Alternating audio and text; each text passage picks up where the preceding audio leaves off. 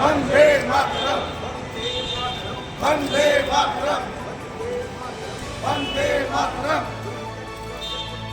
আমাদের মেরু না, আমরা বাঁচতে চাই। হলুদ ট্যাক্সের বাতিলের দাবিতে আজকে কলকাতা বিমানবন্দরে 5 নম্বর গেটের সামনে কংগ্রেস সেবা দলের অভিনব কর্মসূচি।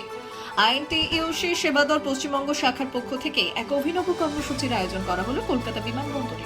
হলুদ ট্যাক্সিকে হেরিটেজ ভেহিকেল ঘোষণা করার দাবি নিয়ে, সেই সঙ্গে পুরনো ইঞ্জিন বদলে নতুন ইঞ্জিন বসিয়ে আয়ু আরও 10 বছর বাড়ানোর দাবিতে এই অভিনব কর্মসূচি গ্রহণ করা হলো আইএনটিইউসি সেবা দলের পক্ষ থেকে। চলছে চলবে পুরনো বক্তব্যে পুরনো হলুদ ট্যাক্সি বাতিল করা যায়নি, যাবে না, যায়নি যাবে না। বন্দে মাতরম বন্দে মাতরম। 25 ডিসেম্বরে আমরা এখানে উপস্থিত হয়েছি। সেন্টার ক্লোজ আমি নিজে এসেছি হলুদ ট্যাক্সি হেরিটেজ করার দাবিতে নিয়ে। আজকে আমরা উপস্থিত হয়েছি আবার এয়ারপোর্টে। এরপর আমরা উপস্থিত হব পরিবহন দপ্তর কমসে কম 500 থেকে 1000 অ্যাম্বাসেডার গাড়ি নিয়ে। দাবিতে আমরা মুখ্যমন্ত্রী মহাশয়কে চিঠি দেব।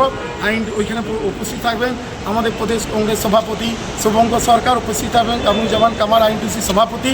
আমরা সবাই মিলে জোরদার সেদিন আন্দোলন আপনার সবাইকে আহ্বান করছি এখানে আসার জন্য। এই জন্য আমাদের একটাই দাবি, হলুদ ট্যাক্সি হেরিটেজ করুন, অবিলম্বে 10 বছর সময়সীমা বাড়ান। এই দাবি নিয়ে আইএনটিইউসি সেবাদল কংগ্রেস সংগঠন আজকে এয়ারপোর্টে ধরা হচ্ছে। ব্যুরো রিপোর্ট, উত্তরের প্রহরী।